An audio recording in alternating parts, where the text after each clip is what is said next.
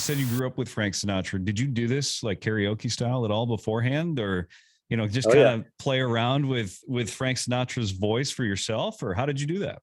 I would definitely sing some karaoke at some Christmas parties for sure. And and it wasn't necessarily just Sinatra. I'd sing, White Christmas, some Bing Crosby, and so just that era, the era where singers sang in a deep voice, and didn't.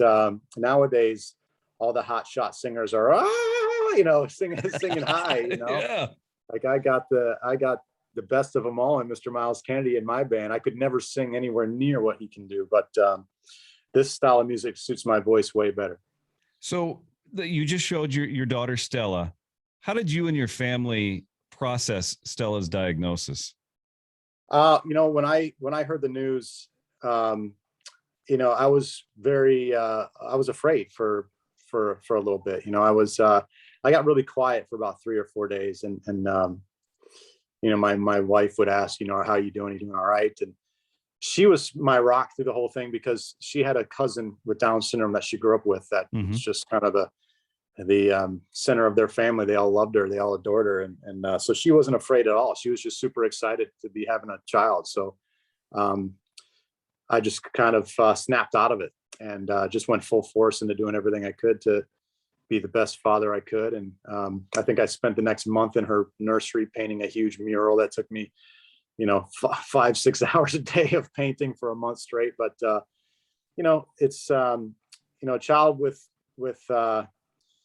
Down syndrome is you'll I love her more than life itself, but she's, it's definitely a responsibility that comes along with it. There's milestones that you have to push harder on. Hmm. We have her right now. She's in therapy. She goes pretty much every day the week. During Monday through Friday, she'll go to either a speech therapy or a physical therapy or an occupational therapy, or they have these talk tools programs and all these things to help her develop as quickly as she can. Because sometimes kids with Down syndrome, they develop a little later. So we're doing the best we can. And that's why I wanted to raise money, because I could only imagine another family in the same situation who didn't have the funds or the time or the knowledge to be able to do these things and not see their child flourish. And my daughter just had open heart surgery a couple of months ago, and that was Wow. I just couldn't imagine not having the insurance to pay for it. Your child would not would not live a long life if we couldn't have gotten the surgery done. So I wouldn't want anybody else to go through that. So with Stella, she has to love music. Does she Yes, trend towards more the Sinatra style, or what you doing rock wise, or what is she like? absolutely. I sing to her every day. When I was as she's been growing up, my wife takes the early shift, maybe like the 6:30 in the morning shift, sends the kids off to school, comes back to bed with the baby. The baby maybe sleeps for about an hour before I wake up with her. And then I have hours of just me and her. And I would turn my phone on and put Frank Sinatra playlist on, and I would just sing, practice with her. And she just looks at me and smiles every time. And her favorite song is "The Song Is You." Oh, wow. So we put together this video of the making of this record, and there's a collage of me singing "The Song Is You" day after day, and she just lights up every time. Every time I have the open, I hear music, and she smiles every single time. So you start forming the idea for this project, Tremonti Sings Sinatra. What are some key components that you need to make this work, to make this happen? Well, the biggest thing is I need other artists to take a chance for charity. So there's Tremonti Sings Sinatra, and our website's TremontiSingsSinatra.com, where you can see the whole backstory, and then it talks about take a chance for charity, which is the bigger picture. So I want to challenge other musicians, athletes, artists, radio hosts, everybody who can do a project that their fan base would not see coming at all. Sing a song, paint a painting, dance a dance, do a magic show, whatever it is, and then take our link and hashtag take a chance for charity. Take our link so people can just do the donate now button. People can sell a download for the project they worked on, or a even if it's it's hard to say because there's so many different things people could do. Hmm. But that's something too. If people want to do it, they can connect with us through our website or whatnot to give their interest, and we'll try to lead people through the process. So I want to get as many people. I want to raise $100 million for charity by the time I'm a little old man. I want this to be like the ice bucket challenge, where people challenge other people to do it, and it turns into a bigger thing. That's awesome. So when you start getting into recording, this is a lot different than recording with your rock bands. You've got to get into this. And the story that I'm reading is that you're involved with people that were involved with Sinatra, correct? Absolutely. So when I told my manager I wanted to do a Sinatra record, he's like, well, my guitar teacher growing up was Dan McIntyre, who toured with Frank Sinatra. So the stars aligned there. He hooked my manager up with Mike Smith, who was Frank Sinatra's band leader, and they had lunch. Wow. So he said, can your boy sing? And my manager, being my manager who believes in me, he's like, oh, of course he can. He had never heard me sing Frank Sinatra. So I got on my phone in I remember my old house, and I sang, they call you Lady Luck. I sang that into my phone so he could hear that he's not selling something that couldn't be done. So from there, they gathered, all these badass musicians that have toured with Frank Sinatra, put them in a room, and we tracked it. But the hardest thing was getting the approvals from the family, the estate. They get people coming after them constantly to do Sinatra projects, and they just at first they're like, nope, can't do it. And then you kind of had to have more conversations about how this is. We're going to be doing this with the real guys, Frank's, guys that are have played with Frank and have history with Frank, and we're doing it for charity. And that also, I think the fact that we are using the folks that he had played with, and the fact that we're doing it for charity, that they gave us the approvals. And it was an honor, because in the past, it's guys like Tony Bennett and Michael Bublé. I don't know who else have gotten that approval to use his name and likeness on an album. So it's a huge honor for us. So when you go in and you're recording, with a rock band, it's one thing. But when you have to go in and you record with Sinatra's guys, it's a whole different experience. What are some things that you took away? What did you learn from this recording process? These guys are just so. These guys did not edit things. These tracks you hear are top to bottom one take. So, it's a whole different era. Nowadays, you can play the guitar for a year and sing for 6 months and sound like you're a professional with all of the technology. Back then, these guys did not rely on technology. They relied on pure skill in the moment. They captured everything in the moment. And I also learned to keep the stuff sounding organic.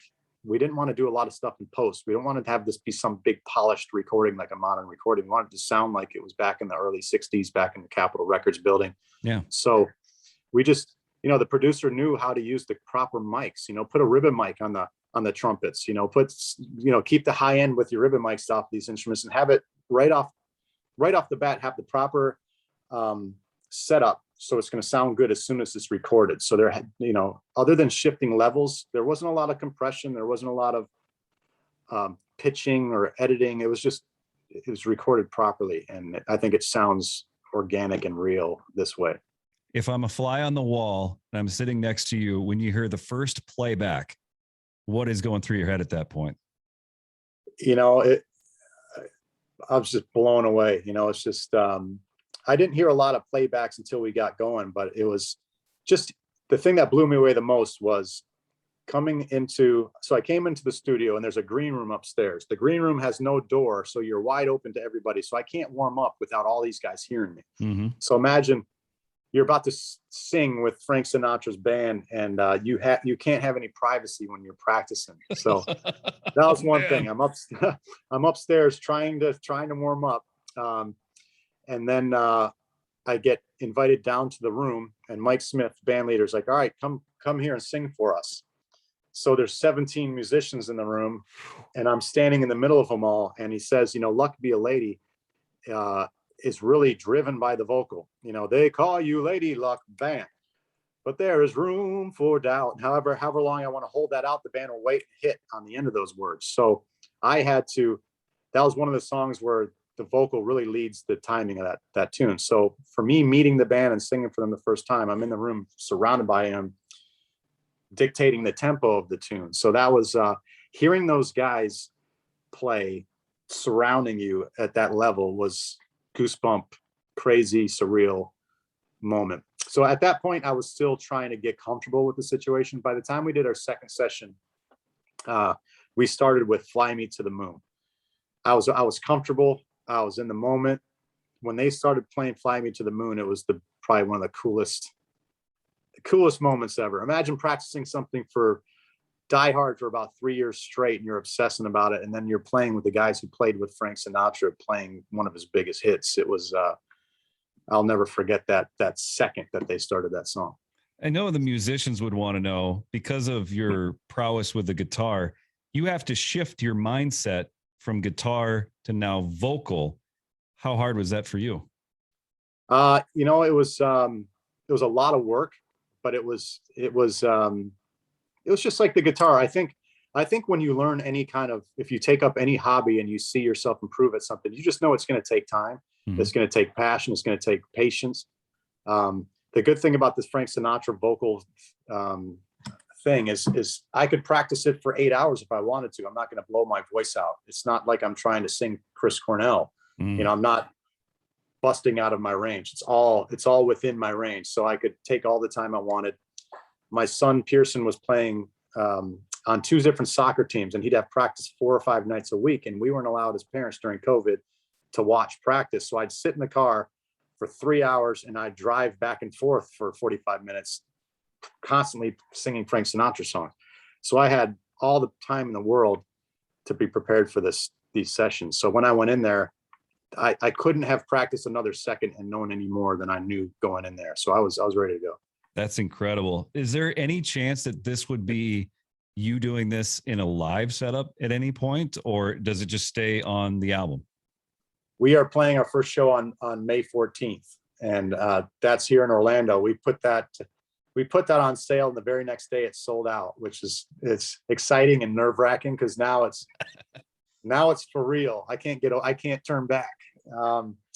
Cool thing about the show is it's I think on the invitation we had put formal attire not required but suggested, so everybody's showing up in suits and tuxes. That's awesome. So a lot of these fans that I've seen for years and years and years are reaching out and saying, yeah, I just bought my suit, I just bought my tux, rented my tux. And we're gonna have a silent auction there. I got John Connolly from Seven Dust, Scott Phillips from Alter Bridge to do some paintings, and I did some paintings for the silent auction. I'm painting some guitars.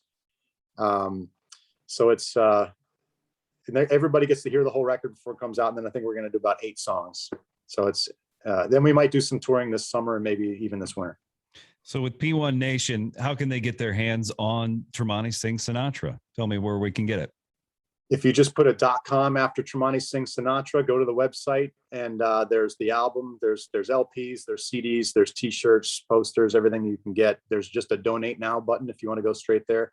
And then the biggest favor I can ask of everybody is to look into your other artists and ask them to participate, and you can go to this site and just see how you how you can do that. So if you get our other artists to do that, definitely reach out and we'll get them the links and whatnot to participate. And it's not necessarily just for this particular charity. It's for any charity that artist would choose, correct?